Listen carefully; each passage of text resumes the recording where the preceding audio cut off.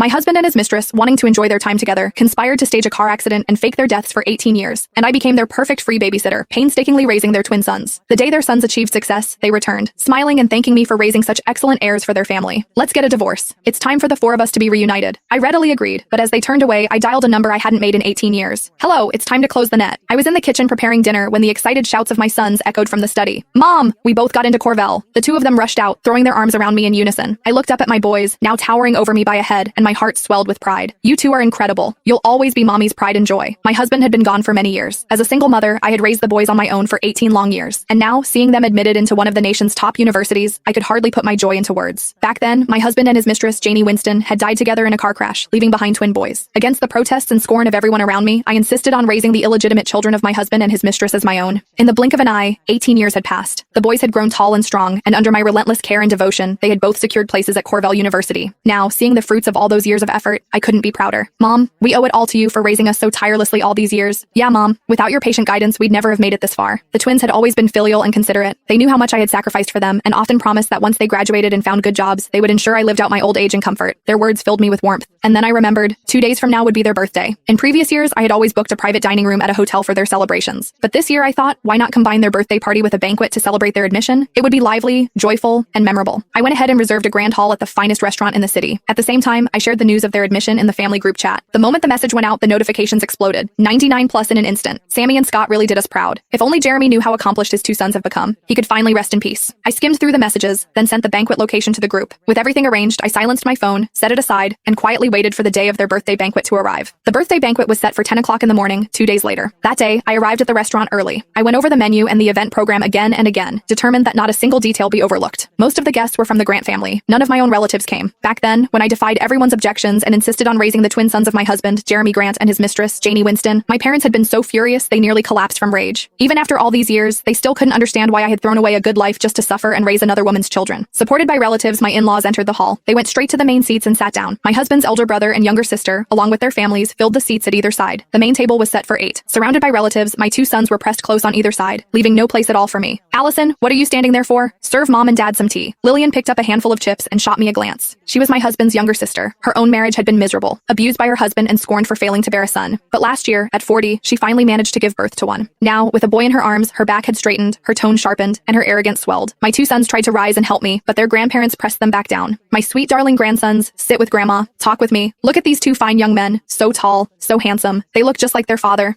I'd say they take after Janie more, Jeremy's brother muttered. My in-laws shot him a glare so sharp he shrank back into silence. I circled the main table, pouring tea, refilling wine glasses. Finally, unable to bear it,